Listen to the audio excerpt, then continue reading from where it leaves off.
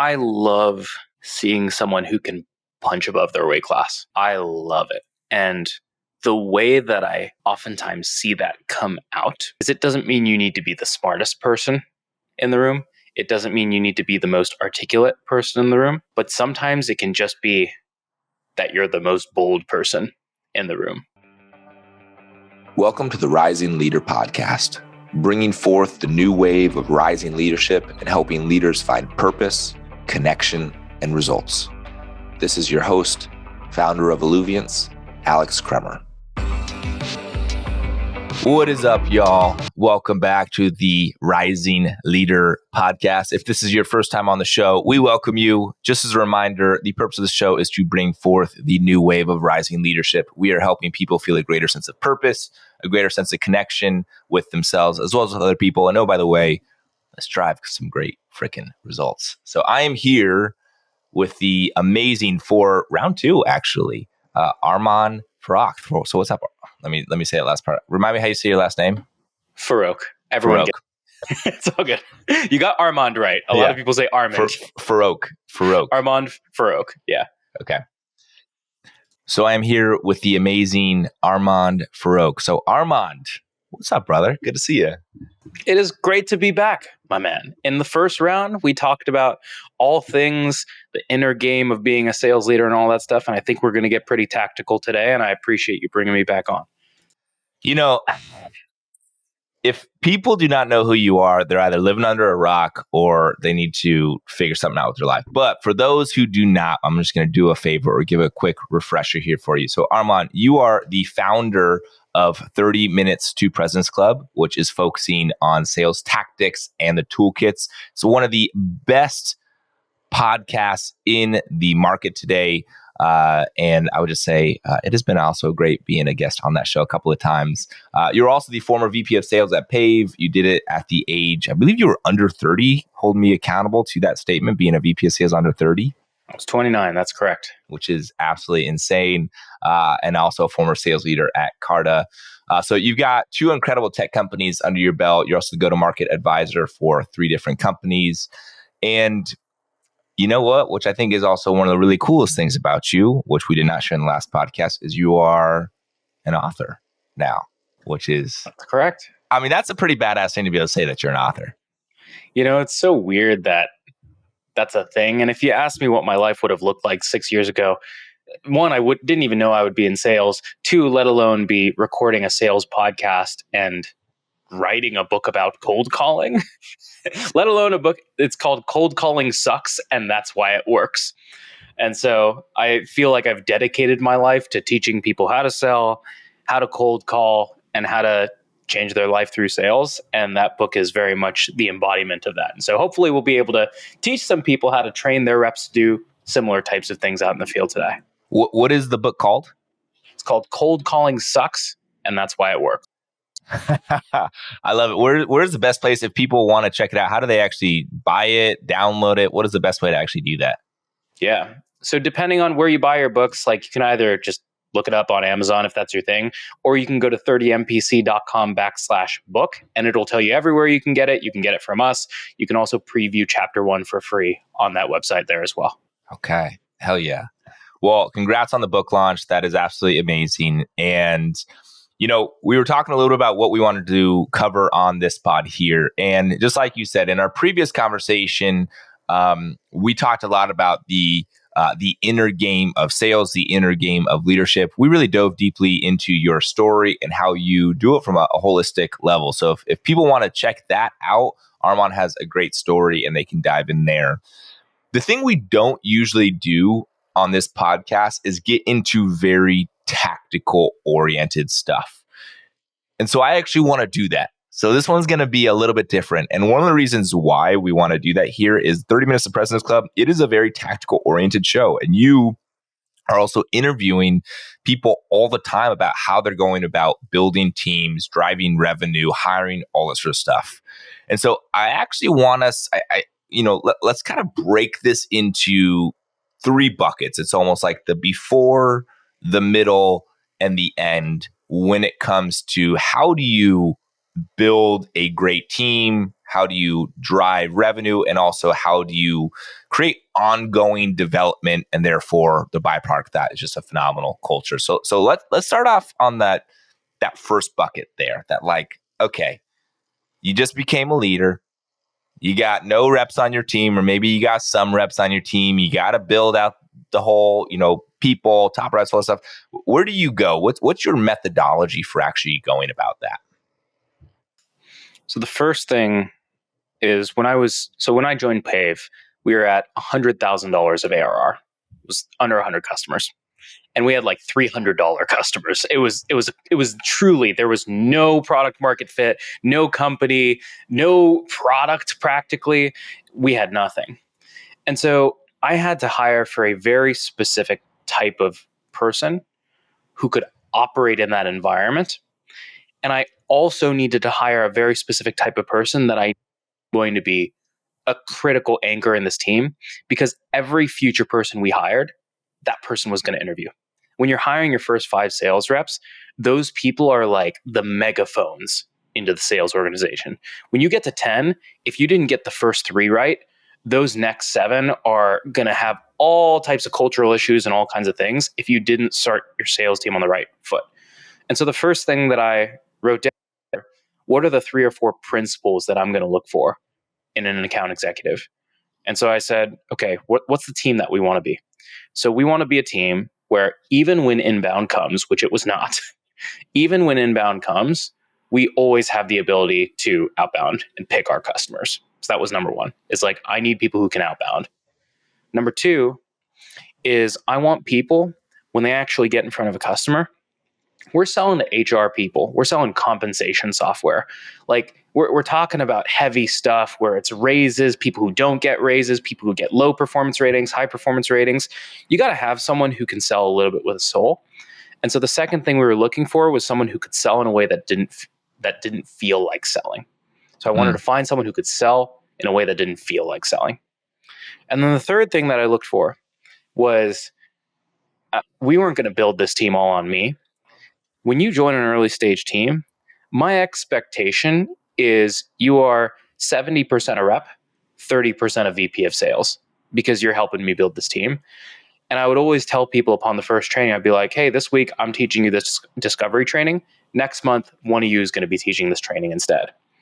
And if people weren't ready to do that, I would cut them out of the interview process on the upfront. And so I would screen for those things and I would test for every single one of those throughout the interview process. And I'm happy to talk about how I sourced for those things and how I tested for each of those once it actually came to the candidates. I want to touch on that second point. Hire someone who doesn't feel like they're selling.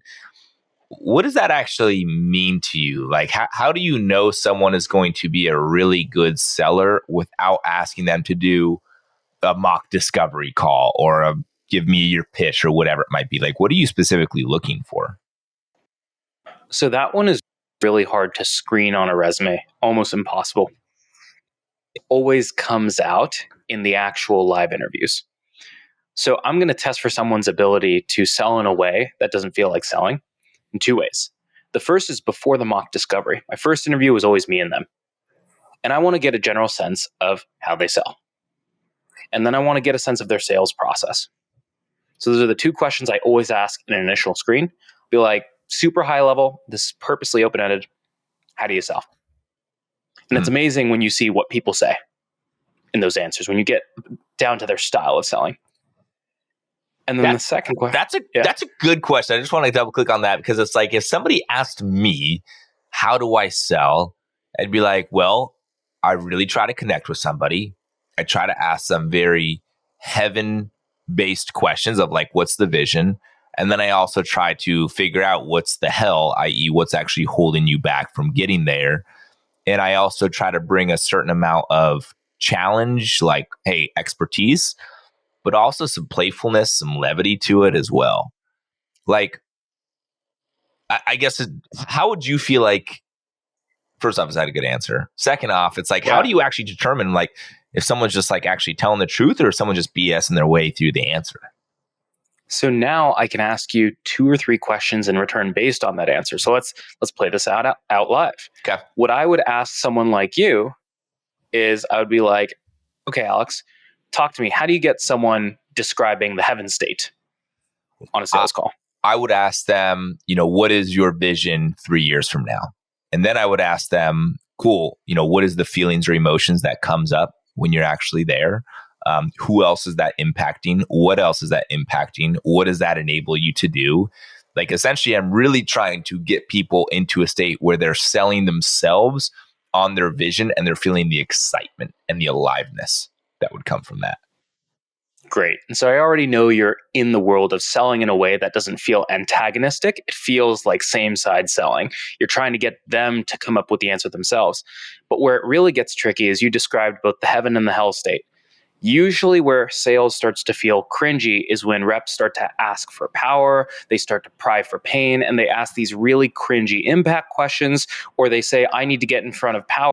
That's how we get this deal done, which is you-centric, not them-centric. So the next question I would ask you is, okay, talk to me about how you get them to explain the hell state without them feeling defensive or without them feeling like you asked them a bunch of salesy trap questions.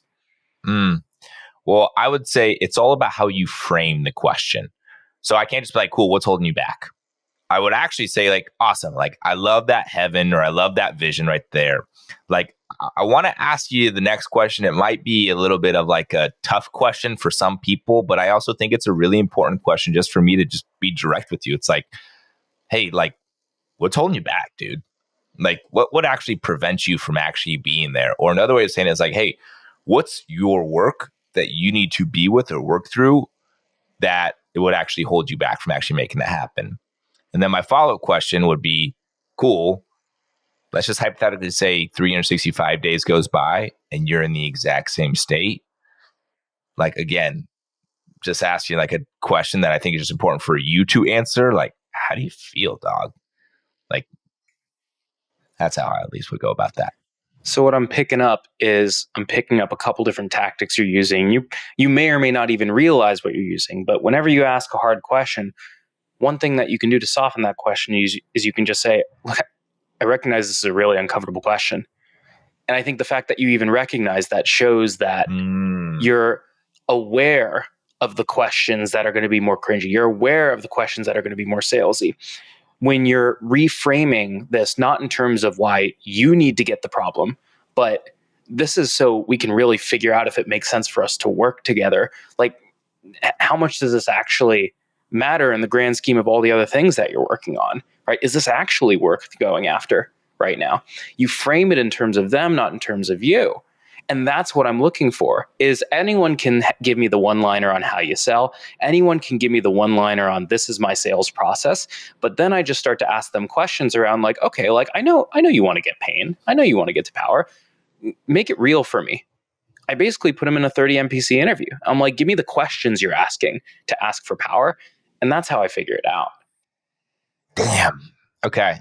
I vibe with that. I really liked that. The other third point you said there is your 70% rep and your 30% VP of sales. Is that something that somebody says just at a startup, would you say? Because I mean, when you were building up Pave, it was a $100,000 company and you were looking for somebody who could just be a leader. But I think, let's just say I'm a sales manager at Microsoft, right? This is a this is a $1 trillion company. Like, are you still looking for somebody who can be 70% rep and 30% VP of sales? Or was that just specifically to the environment that you were in? I found that for the type of sales team that I want to run, I look for that anywhere I go. I might look for 80-20 sometimes. I might look for 50-50 sometimes. But I'm always looking for a little bit of it. So I used to run the sales development organization and SMB sales team over at Quota. And I brought my number one rep over, Morgan Mello, from Quota to Pave, who became Pave's number one rep and did like $2 million. And it was preposterous how much she sold. Morgan Mello was able to do that while running negotiation trainings for the teams at Quota and the teams at Pave. And the number of deals that Morgan helped me close, even though the org was 40 people wide, far more than she ever could have closed on her own. I don't care if you're at Microsoft, if you're at Oracle or whatever it is, the reality is it's not just like because you're at Microsoft, they have it all figured out. And if you just follow the sales process, it works. There is always tribal knowledge on the team. There are always hustle tactics and things that people know on one team, but don't know on the next team. And for me, it's critical that everyone is willing to step up in a Monday morning meeting and be like, you're up this week and you're going to share your secrets with the rest of the team. And that's why our team is going to be the highest performing team in the org, or that's why we're going to go get the IPO. I think it matters wherever you go. That's a culture thing. I think that's so powerful right there. So there's like two main things that I'm getting from you when it comes to what specifically you're looking for when you're hiring your team. You're looking for someone who can sell, and you're asking them to almost do like mock small snippet role plays, and you're getting like, cool, can you give me an example of that? And you're asking the follow-up questions that are like, how can you do there? But what you're also looking for is you're looking for a leader, someone who is willing to use their voice and lead the team or really support you. Like that's specifically the type of team that you are looking for. Someone who, even if they're an IC, they still got those, I'm more than just an IC tendencies. Exactly. And you'll be shocked. There are so many people who don't want to be sales leaders, but they want to help lead. And those people are amazing people to have on your team because they just have street cred in a way that people who've been leaders for 5-10 years might not have as much. The best thing in the world is when Michael Jordan is the one who's teaching the rest of the team the three-pointer shot, because everyone just like looks because Michael Jordan is number one on the leaderboard right now. It's that much more impactful when you can get those people to be your extended leadership team. He had a lot more credibility than Phil Jackson did. Yeah. And don't get me wrong, being a great coach is still really, really, really important, but I digress. All right. So I love this. So we talked about hiring. Let's say now you just hired an incredibly studly, awesome group of people. Now it's about training them. Now it's about onboarding them. What's your way that you go about teaching people how to sell your product and close revenue at your company? So we had a program called 4 weeks to field, or if you're an SDR, 4 weeks to phone, or 2 weeks to phone, whatever you want to call it. And I think way too many onboarding programs wait way too long to get sales reps taking sales calls. And they're just sitting there in academic environments where they're taking these enablement sessions from an enablement person who's awesome, has amazing intentions, but doesn't have the street cred. And so my goal is to get minimum viable capability as soon as humanly possible. So the first thing that I would do is actually, before someone joins, I would send them some of the minimum viable capability exercises just to get their brain primed before they jump into training. Minimum viable cold call script, minimum viable email templates, minimum viable discovery call you should watch. Just little things, a very basic baseline before you even start training. And then from there, my goal is to get you to minimum viable capability as soon as humanly possible in each week. So how that plays out is as follows. In week 1, I want to cover all of my industry training. It starts with why merit cycles suck or why compensation sucks today. Then it goes through why the specific people in the organization feel that pain. So I'm immersing them in the problem. And then from there, very quickly after, 2, 3, 4 days in, I'm teaching them minimum viable product training and minimum viable prospecting as well. My first week is if they know all the personas, they know the basic email templates, and they know very, very basic bits of our product, I can actually give them their territory at the end of the first week, and they can start tiering their accounts. So that's week 1. I'll pause there for a second. So I love it's like you're giving them the minimal viable product. That's like the key thing that you're teaching them. But what I love about that is you're actually showing them, here's that, well, at least what I expect of you. And so often it's just like, I've experienced this in the past, and I'll be honest with you, I've been this in the past as the leader. It's like, all right, end of week 1, did you follow the onboarding plan? What do you know? Tell me. Where I'm not actually giving them clear expectations of just like, here's the baseline of what you should know. So do you want to expand at all anymore on that minimum viable baseline right there? Just like what that really, really means to you? Yeah. So it's a little bit murkier for the industry training side, where it's by the end of the first week, we're going to run a test where I'm going to give you 100 accounts in your territory. And I want to see if you're able to tier them A, B, and C. And to me, that's putting it into practice. I'm not doing some weird certification or like a quiz or something like that. I want to see, did you take the persona and the industry training around the good company, who the right people are on an account? And when I gave you 100 accounts, did you determine which ones are the right ones to be A, B, C, and D? Did you determine which are the right people to work on those accounts? And if you did, that means this stuff actually stuck versus answering the quiz questions. To me, that's the best way to actually test for that. Now, when you go to week 2, you start to test for other levels of minimum viable capability. So if week 1 is industry and very basic prospecting skills, like you've just got to know how to tier accounts, then week 2 is when we get into minimum viable sales skills. So this is discovery week. So if I've already taught you like 5-minute Harbor Tour demo in the first week, how to email sequence someone and how our industry works. Week 2, we're going discovery, how to set an agenda, how to uncover pain, how to use questions to uncover pain, how to drive next steps. In that week, I'm doing 20 mock discos with you. It's just death by mock discovery. And by the end of it, I want to see that on that Friday, if you started doing mocks on Tuesday, Wednesday, I want to see that by Friday, the people who are actually responsible for like scoring those calls are giving you like pretty good marks. You can set the agenda, you can find one problem, and you can set next steps every time. That's my minimum viable discovery capability in week 2. Okay. So we're on discovery on week 2. So it's like, all right, you're prospecting week 1, discovery week 2. What does week 3 and week 4 look like? Week 3 is it goes in chronological order. So in order to even be able to prospect, you need to know the industry training. That's week 1. Once you start prospecting and booking meetings, you need to know how to run a discovery call. That's step 2. Once you get into week 3, now you need to know how to run a sales process. And so this is when we start to get into things like negotiation or multi-threading, getting to power, driving timeline, these more advanced topics that happen after the first call. But what's happening in parallel?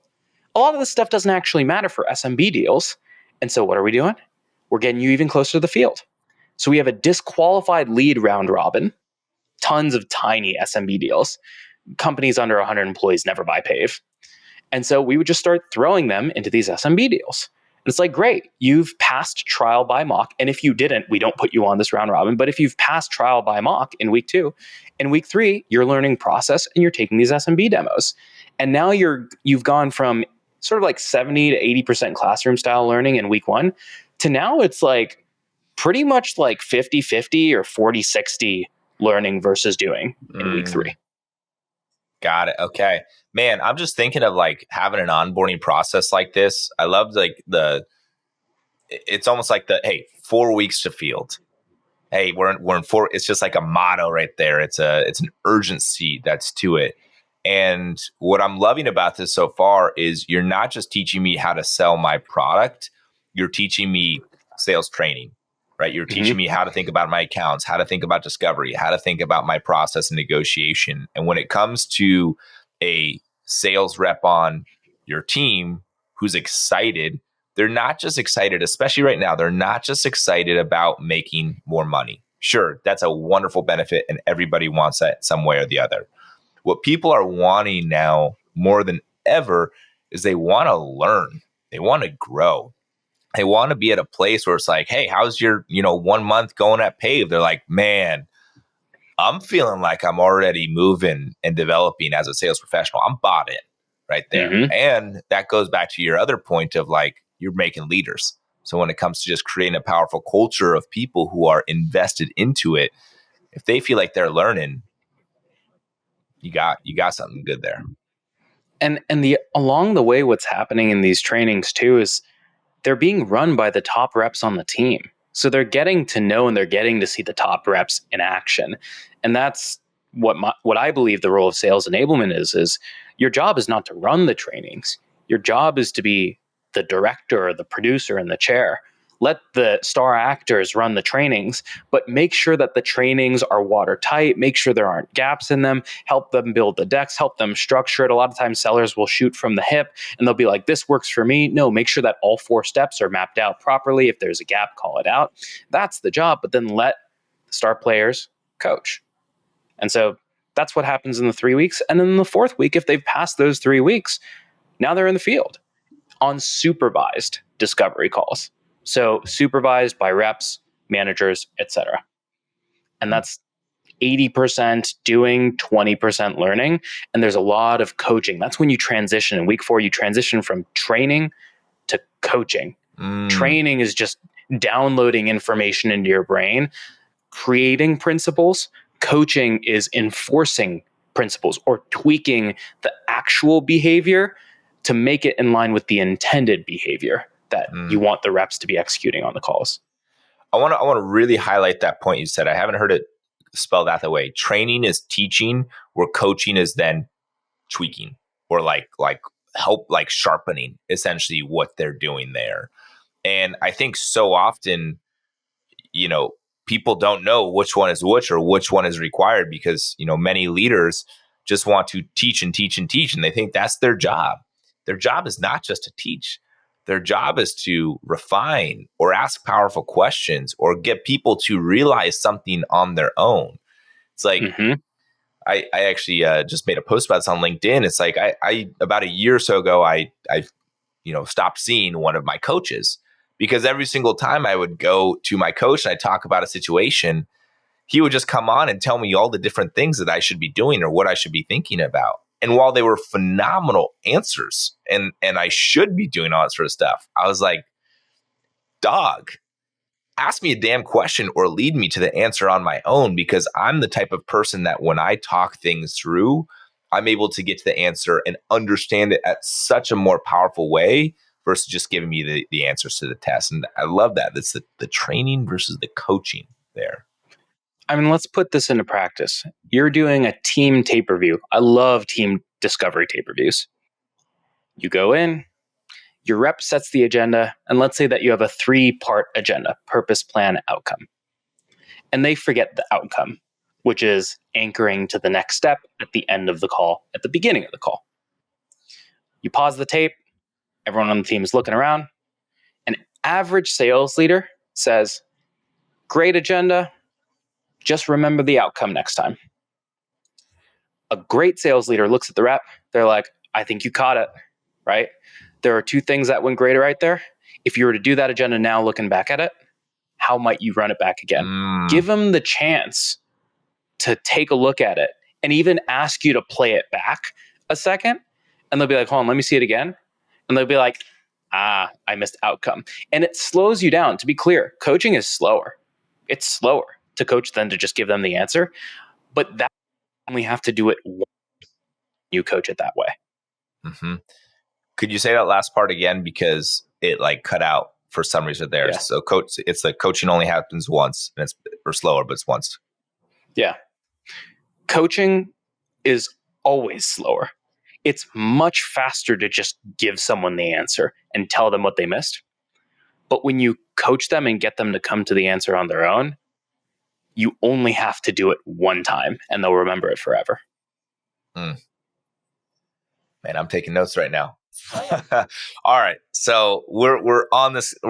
I understand why you do 30 minutes of President's Club like this too, because I'm vibing with this. So we've talked about you hired a great team and how to actually, develop, look for sales professionals and also look for leaders. Now we've talked about the 4 weeks to the field, right? How to actually have a week over week training program that gets them ready to be going. Now let's talk about awesome. You just enabled everybody. It's been 4 weeks. Y'all are rocking and rolling. What does ongoing training or, what does your rhythm look like moving forward that keeps people developing and building those leaders, developing the skill sets, and really the byproduct, building a great culture? If you caught it in 4 weeks, there are 3 types of training: industry training, product training, and sales training. Usually industry and training are pretty sufficient throughout onboarding, and then you learn that as you go on the job. Sales training can be broken down into 3 other types of training: prospecting training, discovery training, and process training. Prospecting, discovery, and process training. And so I have a couple of different rhythms that I'll use to enforce or coach to each of those. So I have the Monday morning meeting, which is the first meeting of the week. We put everyone's activity on the board, and everyone has public commitments on the board, including me, public commitments that you can control for leading indicators. And that's where I enforce prospecting and coach prospecting. We'll oftentimes do call reviews or email teardowns or other things like that in the Monday morning meeting. And just having those prospecting numbers on the board at the beginning of the week and having people call their shot, it's amazing. Just the 20% lift on when things are on a public board at the beginning of the week, when people actually make a commitment to do it right then and there. That's Monday. Discovery is covered at the end of the week. Why is discovery covered at the end of the week? It's in a Friday tape review during lunch on Friday. You know why? Because discovery, coaching and teaching discovery, there's a long tailing effect to it. I can tell someone to prospect this week, do $200 this week, they'll book a meeting on that this week. If I improve someone's discovery skills today, you're not going to see the results of that until like 60 days down the road. Right? It takes time because that's like the skill of the first sales call. And so I actually want to put that at the end of the week on a Friday when people are a little bit relaxed and they're not worried about the 17 deals in their inbox. And I'm like, alrighty, folks, let's like all grab lunch together and let's tear up a tape together and let's focus on our skills now that it's the end of the week and we're not thinking about every single prospect message that's happening. And so then what's left? Process training. That usually happens on Tuesdays, Wednesdays, and Thursdays. In public forum on Tuesdays, we do a top 10 deal review, which is we bring in the exec team, I'm there, and we review the top 10 deals on the team in public forum, just so everyone can see how the biggest deals are being driven at the team. And then on Wednesdays and Thursdays, managers do the one-on-one pipeline reviews, where again, they're not getting deep into discovery tactics. They're just going deal by deal and reviewing those. So if you do all that stuff, it's like 3 hours of meetings per week. And what that means is it makes it so you never have to add additional meetings to do fire drills. And like the goal of these rhythms is to actually reduce the number of meetings that you have, because these are the only meetings that you will need. What I think is also the impact of that is that the reps can just show up and there's a confidence that says, man, if I just execute on this plan, we're going to get to where we're trying to go. There's nothing worse than when a leader has a new flavor every single week. Here's this certain metric I'm looking at. Okay, this upcoming one, we're looking at the number of calls that you made. Okay, this one, we're actually looking at the top 10 deals, whatever it might be, where it's adds a lot of stress and anxiousness to reps. And then when show, a scoreboard and they're at the bottom of the list and they didn't know that that's what you were going to be showing, you're setting them up for failure. I had a great leader previously say, hey, clear is kind, right? If you are clear on what the expectations are, you're being kind to your team. And they know exactly what the expectations are, but like that rhythm right there, it just makes people be like, oh man, if I stay here, I'm going to get better. And I'm going to know exactly what to be expecting. Your reps will start to get addicted to the rhythms. And that's a good thing. That's a really, really good thing. On the Monday morning meeting, every single time, there are 4 weeks in a month, on the third week of the month, I would always tell to my team, it's the third week of the month in the Monday morning meeting. Guys, I know we've never talked about this before, but I was thinking about it this morning. Third week of the month. What does that mean for account executives? And everyone would look at me and they would sigh and they'd be like, that means that anything in commit needs to be in red lines. I'm like, I'm glad. Thank you. I'm glad you remind me. Great. What does that mean for the SDRs? And all the SDRs would be like, that means it's the last week of the month for us. And I'm like, why is that? It's like, that's because you set all the meetings in the third week to land on the fourth week. I'm like, great. So if you got to hit your number or get in accelerators, this is the week to do it. And every single third week of the month, they would know it. When I would ask the opening question on the tape review, they knew what question was coming and they would start finishing each other's sentences. That's how you know it's working. And then all you do is if there's a different flavor of the month or the quarter, you call that at the beginning of the quarter as the focus for the quarter. And then you just tweak the Monday morning meetings or the tape reviews or the top 10 deal reviews to focus on solving that problem.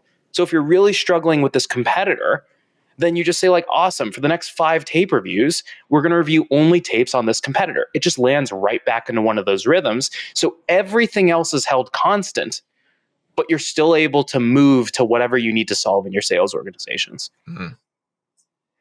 The one question that I have just based on all this, how do you add your own unique flavor? And I'd actually be curious about what your unique flavor was, because what I'm hearing in this is you're a master at creating a schedule, a plan, a rhythm to be able to execute on. There's no surprises for reps, and they can just show up and they know essentially what you're wanting.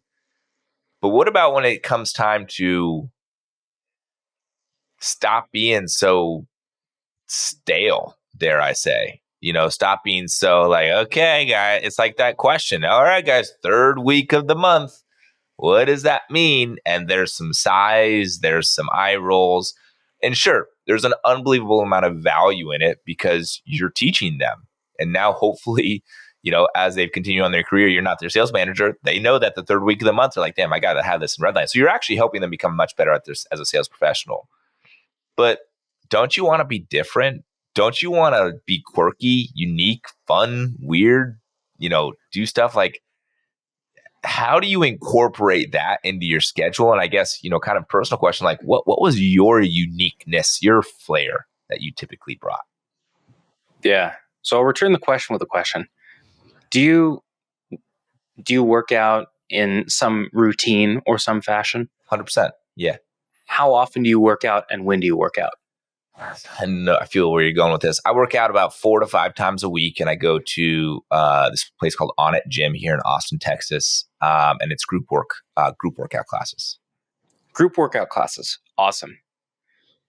Do they do the same class for 16 weeks straight, or are they changing the program every couple of weeks? They're changing the program every 6 to 8 weeks. Yeah. Great, but you're still going at the same time on the same days to the same place with the same instructors. Mm-hmm. So that's how I look at these rhythms. Is they're just slots. They're just slots for predictability. It's like saying if you post on LinkedIn, for example, it's all LinkedIn posts. I was like, no, you can change up the LinkedIn posts all the time. You can change up the delivery of that stuff, but the slot stays the same. And so I'll give you 2 examples. The easy, obvious example is what I talked about with the tape reviews, which is if you're focused on competitors, only competitive tapes, the best way to cover a competitor is to literally like watch your best reps handle those competitors. The tape review is just the mechanism to do that. But the tape that you're reviewing is drastically different. If you're struggling with getting access to power, 5 multi-threading tapes, 5 negotiation tapes, 5 vendor review tapes. It's just watching a sales tape, but the tape is radically different. So that's how you can make sure that stays fresh. That's one piece. But the other piece is I think sales leaders forget that every Monday morning meeting was an opportunity for me to resell my reps on why they should keep working for this team and why they should keep working for this company. And I would always plan my Monday morning meeting, rah-rah, quote unquote, speeches for the Friday before. And I would really think about, look, what am I trying to get my team to do right now? Or what is the state of this company that we're in right now? Or what is the adversity that we have to face right now?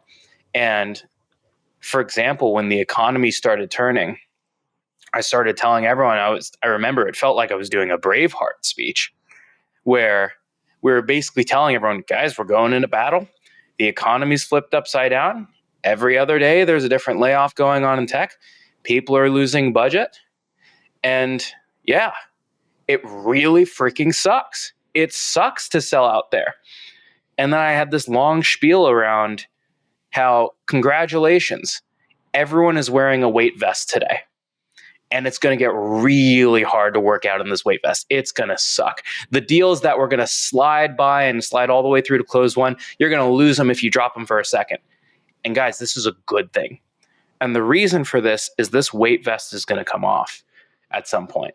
And the people who are able to make through this time and sell with the weight vest on, when the weight vest comes off, you're going to be dangerous at selling. And so what we're going to do is for the next couple of weeks, we're going to be focusing on what it means to sell with a weight vest, which means every single top 10 deal, we're talking about power on every single one. Every single deal that's in red lines, I want them on red line deadlines. And so you use that to sort of cast the vision, cast the mindset of where you want your team to focus. And that's what I feel like sales leaders fail to do, is they just get into this running of the motion of like, all right, here's this week's numbers. We'll look forward to next week. I'm like, no, you got to focus on why this week's numbers matter in the context of where the heck this company is at today. And you got to resell your team every single week on it. That's actually one of the most impactful statements I've heard about your meetings.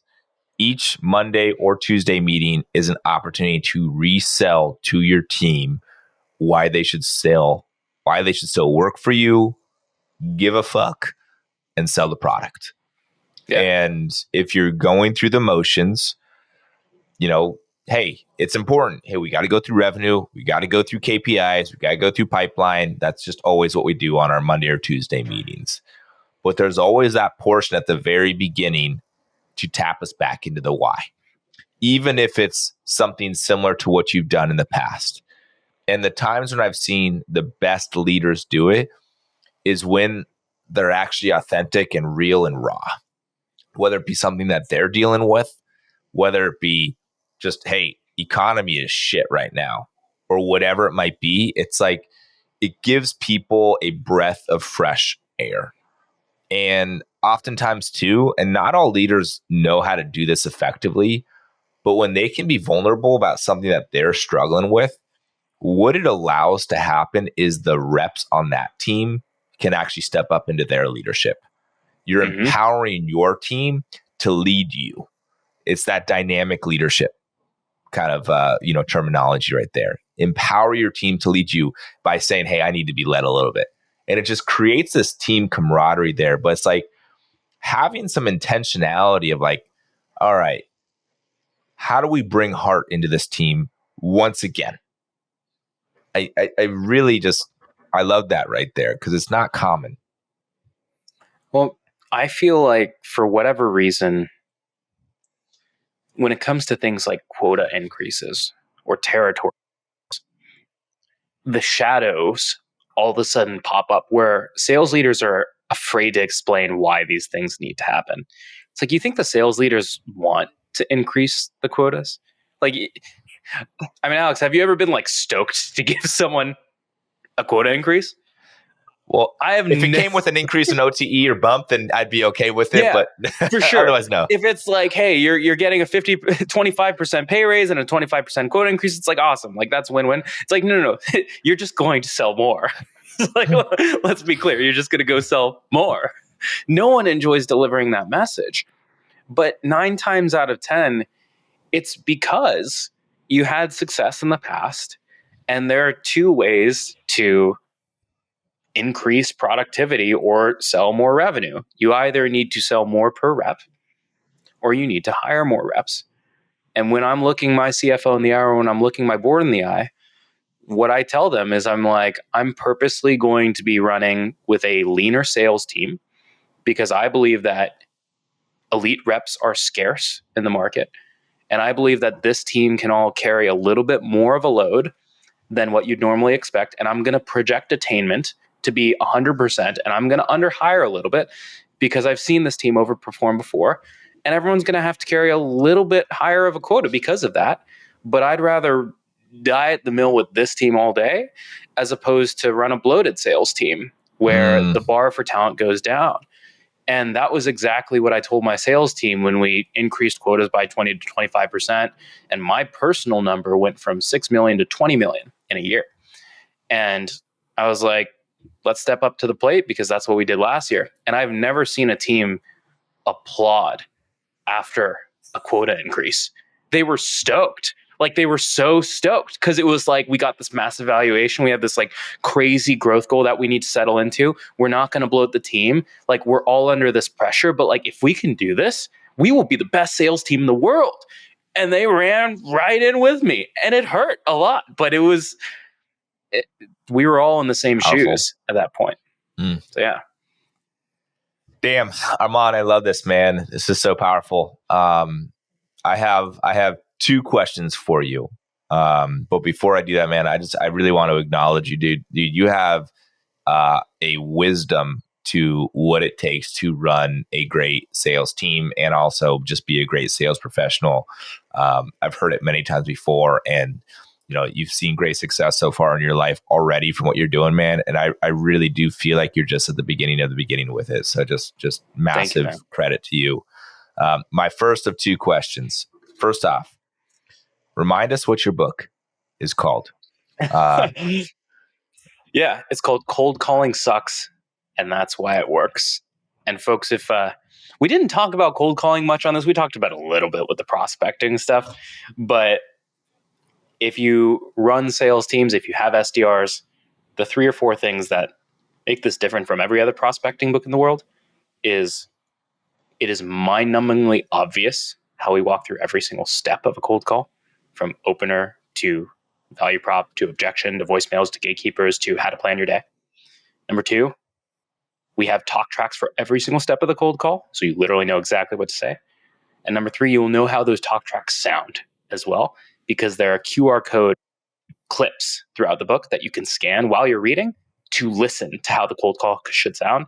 So if you know an SDR out there that you want to cold call, I think it's a pretty good book on cold calling, personally.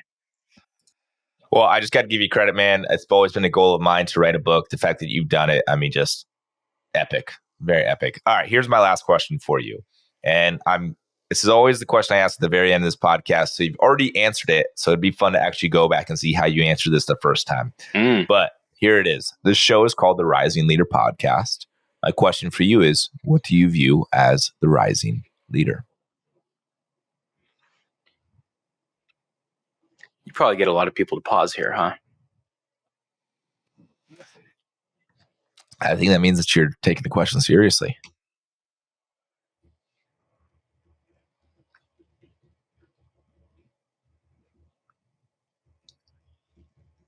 I love seeing someone who can punch above their weight class. I love it.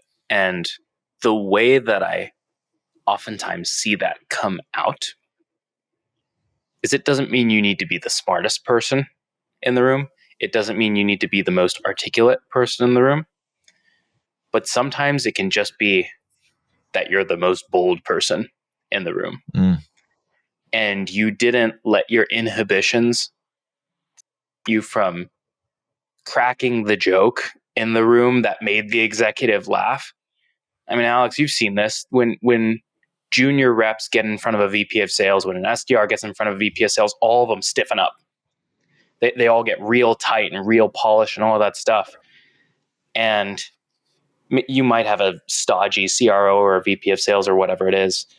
But I think part of what allowed me to be successful is I would be the first person to call out the CTO who didn't have his camera on. And I'll be like, hey, Mr. CTO over there, I thought you knew how to use technology. Your screen's off. And they would die and they would laugh about it. And if you can just learn to be bold and authentic at a young age and just show the fact that you're different, everyone else is buttoning up so much. And you will be the person that stands up and stands out in the field of everyone else who's just trying to fit in and be agreeable or polite. Damn. Good final answer there. Well said, my friend. Well, hey, I appreciate you, Armand. Thank you so much for joining the show. For those who are listening, I guarantee in my heart that you know somebody who needs to hear this, whether they're a sales leader or whether they're a soon-to-be sales leader or someone who just wants to know what it takes to build and grow an effective team. So thank you for joining us as always. And Armand, hey, brother, have a great rest of your day, man. Thanks for listening to the Rising Leader Podcast. Make sure you hit that follow button so you get notified every time a new episode releases. If you know someone who wants to take their lives and their career to the next level, send them this episode so we can all rise together. For more information, check out alluviance.co. We'll see you next time. And in the meantime, keep letting it flow.